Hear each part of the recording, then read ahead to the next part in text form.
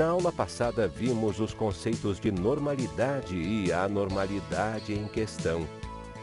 Nós colocamos o conceito de normalidade em questão e vocês devem estar lembrados que mostramos um cartaz com vários critérios, porque são tantos critérios diferentes que no final essa normalidade acaba virando quase que uma utopia ou tão multifacetada em relação à variedade de critérios pelos quais ela pode ser avaliada. Observamos as explicações da psicologia e da pedagogia sobre os estudos da educação. Nós vimos diversas explicações. Lembrando rapidamente, vimos, por exemplo, a teoria da carência cultural, a questão das educações compensatórias, ou seja, nós vimos várias tentativas que a psicologia e a pedagogia utilizaram para tentar entender esse grupo de pessoas que, na realidade, aprende diferente ou se comporta diferente na sala de aula. E analisamos também os 3 grupos de necessidades educacionais. Nós vimos, então, que existem 3 grupos de pessoas, portadores de altas habilidades, pessoas que têm algum tipo de deficiência e pessoas com distúrbios de conduta. E vimos que essas pessoas, embora não sejam anormais, precisam de adaptações curriculares para que a sua aprendizagem ocorra de uma maneira satisfatória. Boa aula!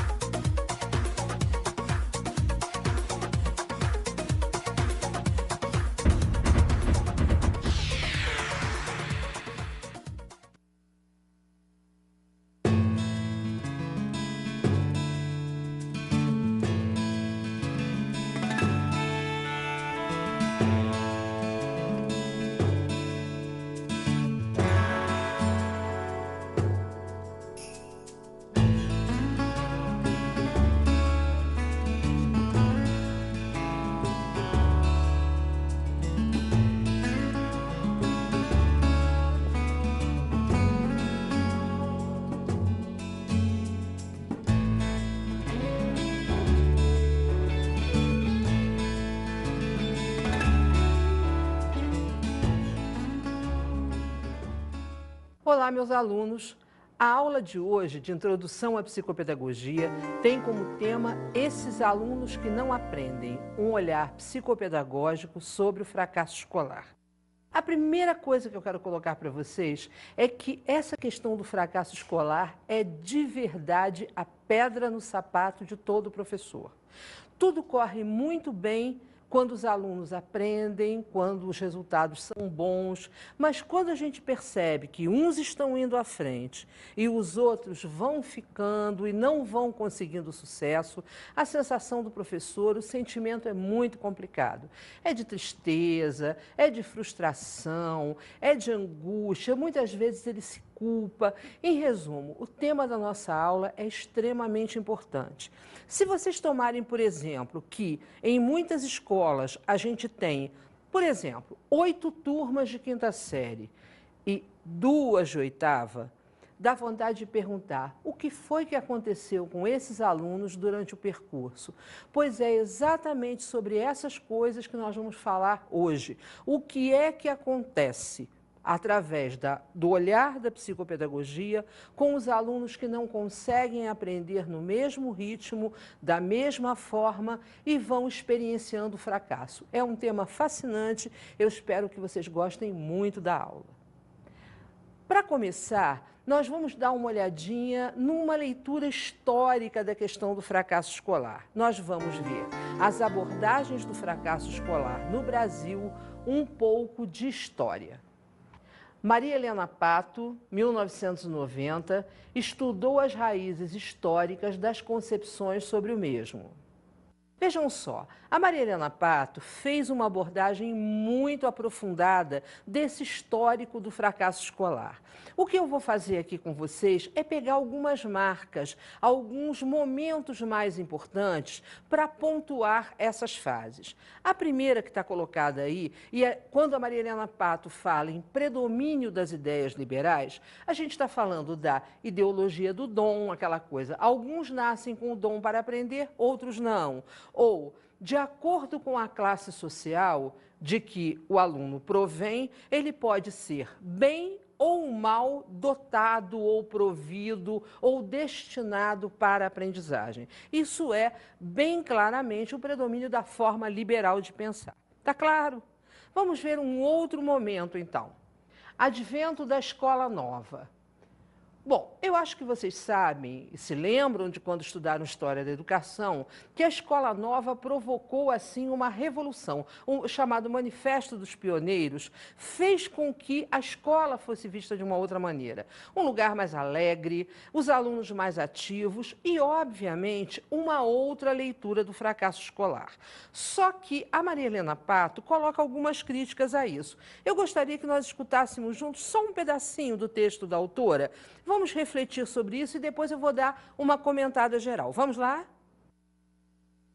De um lado, enfraqueceu a ideia revolucionária e enriquecedora de levar em conta, no planejamento educacional, as especificidades do processo de desenvolvimento infantil enquanto procedimento fundamental ao aprimoramento do processo de ensino, substituindo-a pela ênfase em procedimentos psicométricos, frequentemente viesados e estigmatizadores, que deslocaram a atenção dos determinantes propriamente escolares do fracasso escolar para o aprendiz e suas supostas deficiências.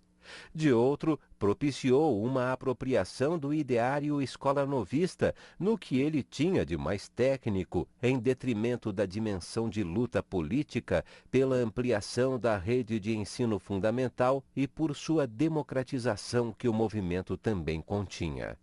Maria Helena Pato.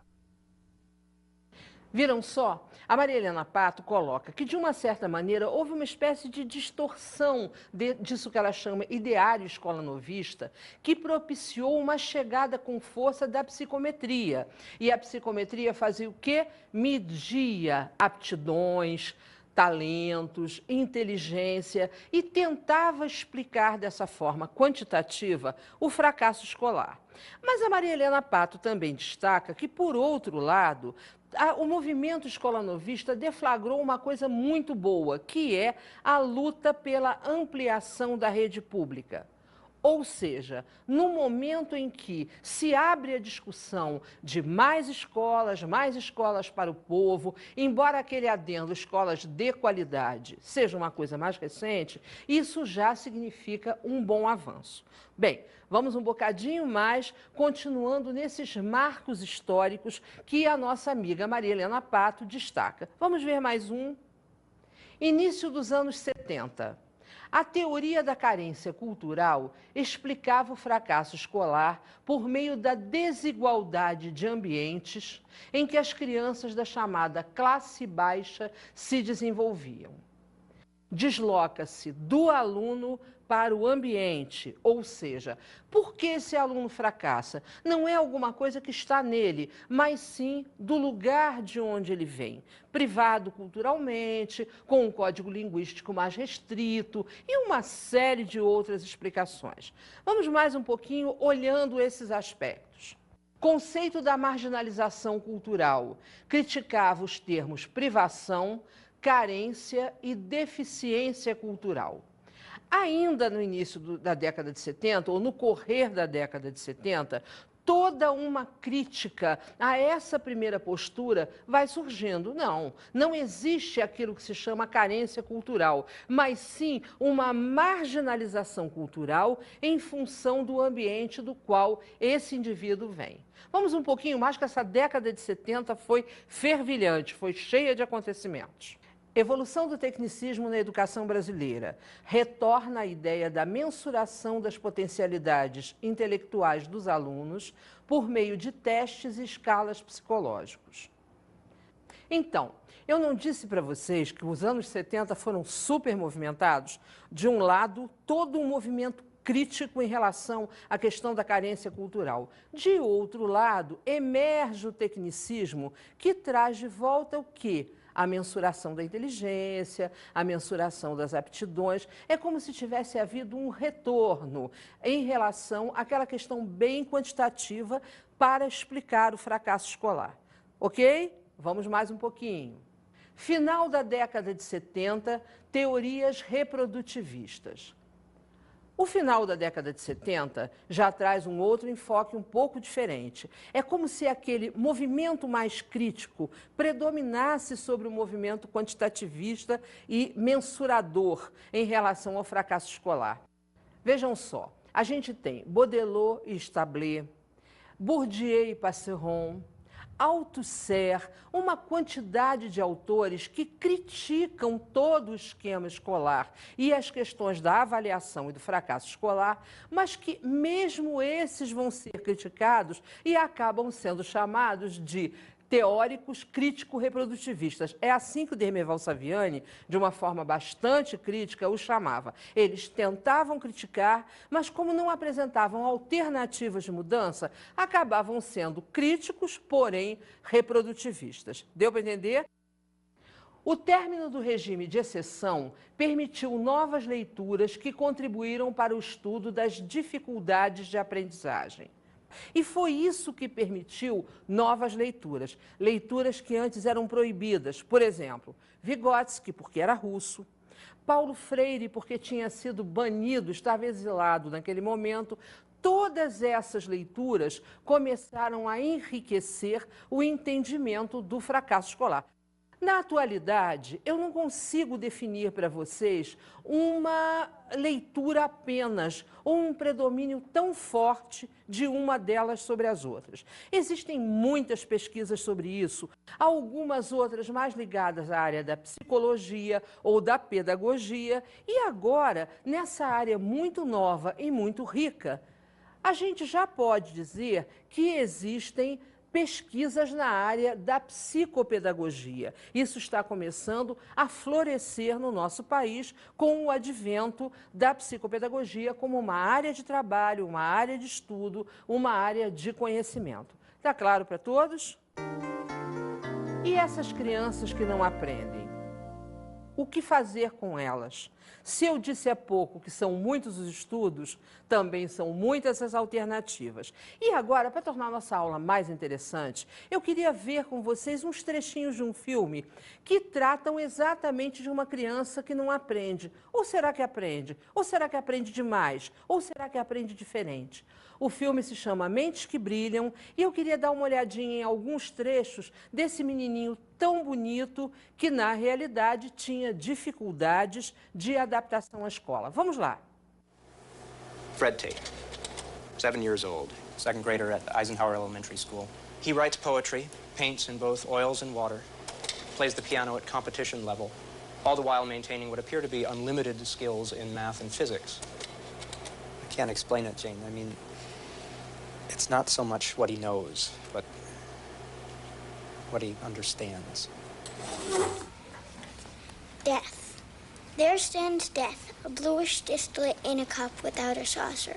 Such a strange place to find a cup, standing on the back of a hand. O shooting star that fell into my eyes and through my body, not to forget you, to endure.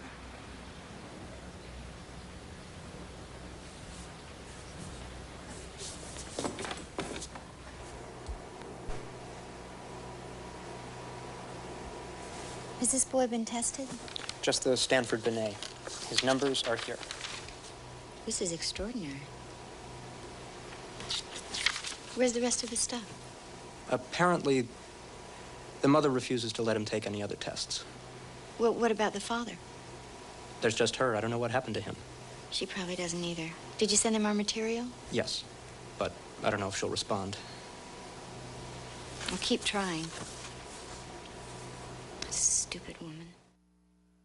Além do menino que é um encanto, uma gracinha, o que a gente vê ali?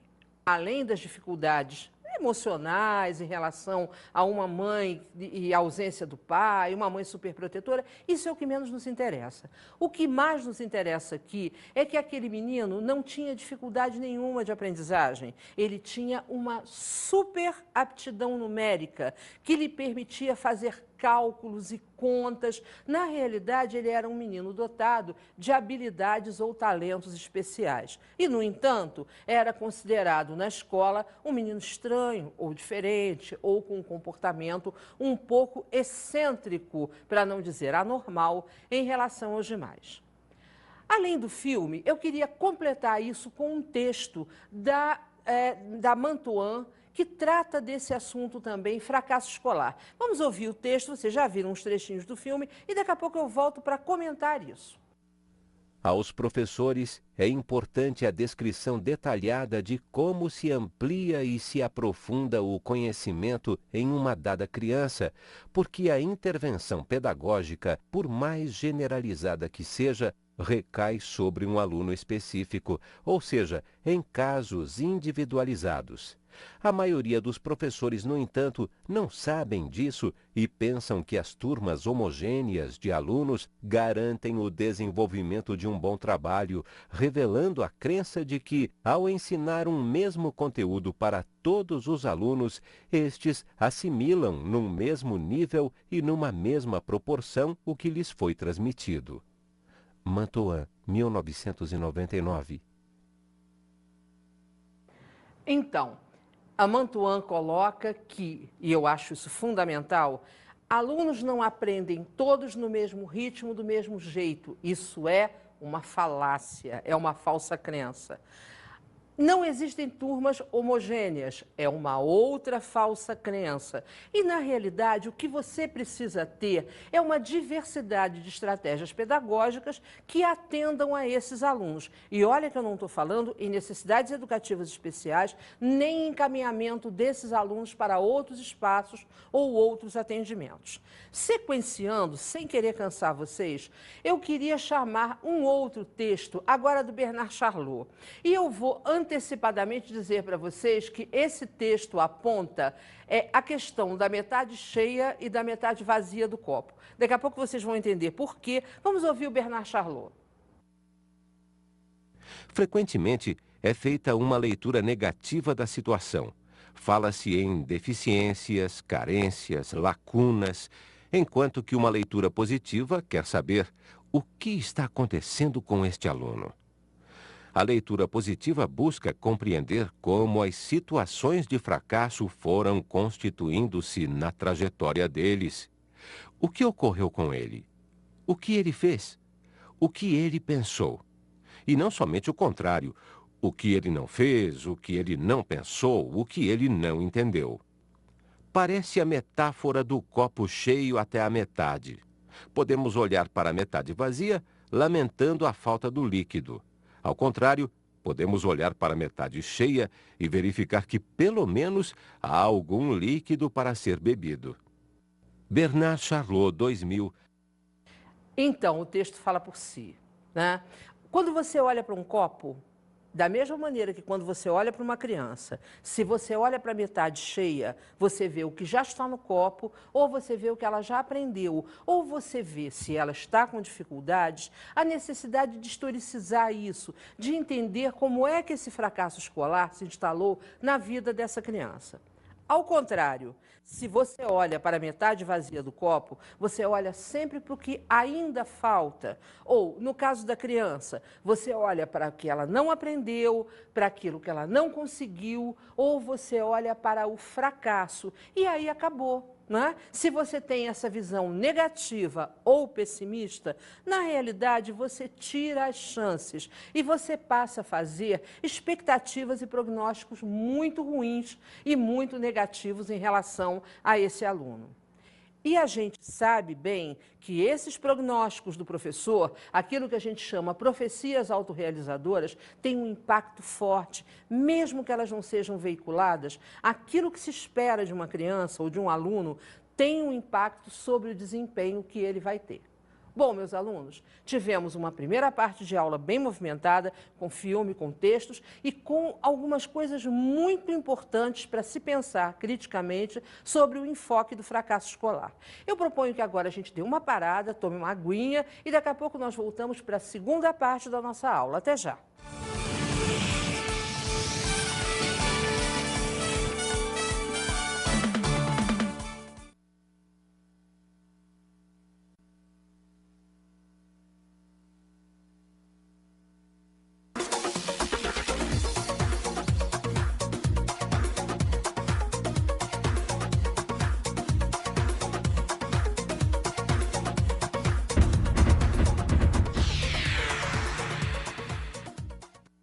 Meus alunos, eu não quero acabar nossa aula de hoje sem comentar uma distinção importante. É a distinção entre dificuldades de aprendizagem e fracasso escolar. Não são a mesma coisa, embora sejam tratados de forma semelhante. As dificuldades de aprendizagem, elas são mais subjetivas, são mais individuais e muitas vezes implicam dificuldades orgânicas, alguns problemas mais sérios que até precisam de atendimentos especializados. O fracasso escolar é diferente. O fracasso escolar é mais social, ele é mais institucional. Ele pode ser muito mais facilmente provocado de fora para dentro em uma criança que não tenha dificuldade nenhuma. Então, dificuldades de aprendizagem podem causar fracasso escolar, mas nem sempre o fracasso escolar indica dificuldades de aprendizagem. Entenderam? Eu queria pegar um trecho de um texto de uma psicopedagoga conhecidíssima chamada Alicia Fernandes, para nós vermos como é que ela fala dessa questão da diferença entre dificuldade de aprendizagem e fracasso escolar. Vamos comigo. Um fracasso escolar pode diferenciar-se de um problema de aprendizagem analisando a modalidade de aprendizagem do aprendente em sua relação com a modalidade ensinante da escola. Nas situações de fracasso escolar, a modalidade de aprendizagem do sujeito não se torna patológica. Quando se constitui um problema de aprendizagem, inibição cognitiva ou sintoma, a modalidade de aprendizagem altera-se. Alicia Fernandes, 2001.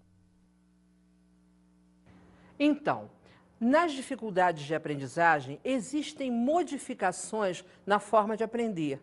No fracasso escolar, não. A forma de aprendizagem continua lá intacta, preservada. O que é necessário é fazer uma grande revisão do entorno, como a gente chama, das estratégias, das metodologias, entender um pouco mais o que está levando esse aluno a não interessar-se ou não querer aprender. E aí, eu quero jogar aqui uma questão fundamental que vocês vão entender daqui a pouco, que é o famoso enigma da esfinge. Decifra-me ou devoro-te.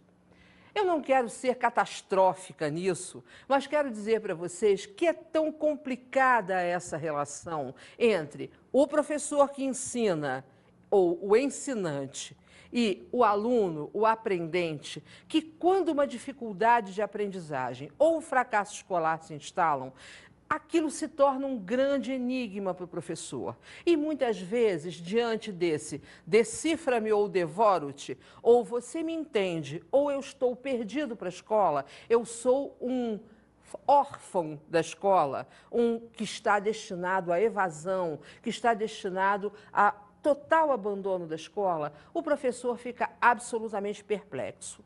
Não fiquem tristes, porém, porque esse enigma normalmente tem uma resposta. Às vezes a gente demora um pouquinho mais, às vezes é mais complicado encontrar a solução, mas eu posso afirmar a vocês com certeza que há sempre uma forma de contornar ou de resolver. Eu gostaria que vocês ficassem da nossa aula de hoje com uma mensagem muito positiva, mesmo considerando que dificuldades de aprendizagem e fracasso escolar são sempre complicados e provocam sofrimento em todos, na família, no professor, no próprio aluno. É sempre uma situação difícil de ser lidada. Bem, eu espero que vocês tenham gostado da aula de hoje e agora eu queria trazer as minhas dicas de estudo.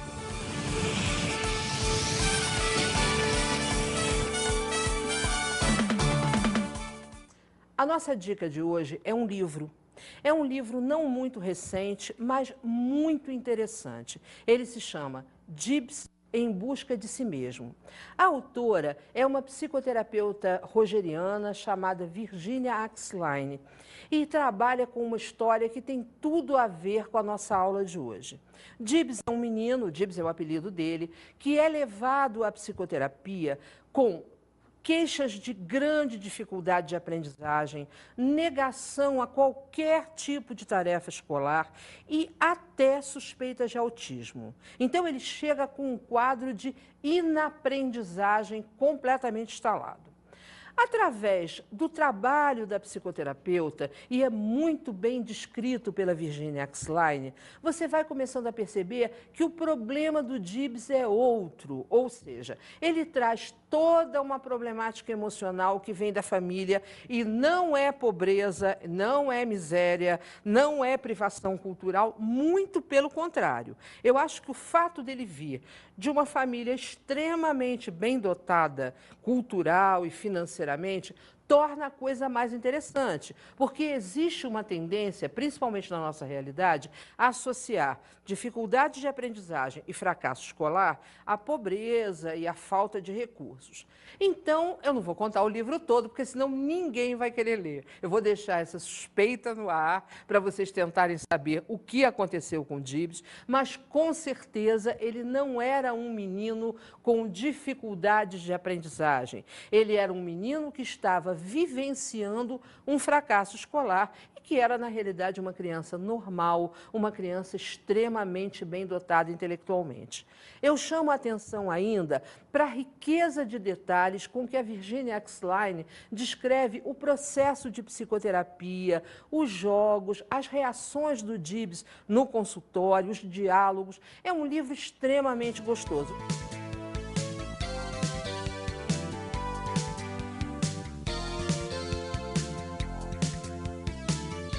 Na aula de hoje, a professora nos falou sobre esses alunos que não aprendem, um olhar psicopedagógico sobre o fracasso escolar.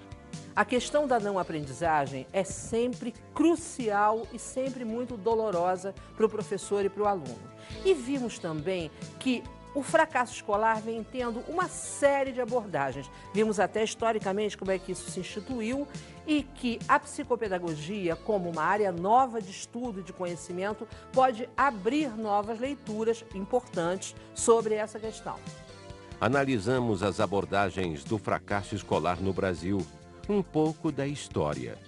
Tomamos uma abordagem da professora Maria Helena Pato e mostramos como é que, evoluindo de uma visão bem liberal do início do período republicano, isso foi evoluindo, teve um movimento bom com a chegada da Escola Nova. A década de 70 foi conturbadíssima em termos de múltiplas possibilidades e enfoques e confrontos críticos entre o tecnicismo e as teorias críticas e vai por aí afora, até a atualidade em que nós temos abordagens variadas, presas a diversas teorias e, muitas vezes, as mais ricas, em relação a estudos interdisciplinares. E observamos também a distinção entre dificuldades de aprendizagem e fracasso escolar. As dificuldades de aprendizagem, elas são mais subjetivas, são mais colocadas no indivíduo e muitas vezes são acompanhadas mesmo de problemas ou de dificuldades que esse sujeito traz. Já o fracasso escolar, ele é mais social, mais institucional e deve ser visto num contexto mais amplo. Até a próxima aula!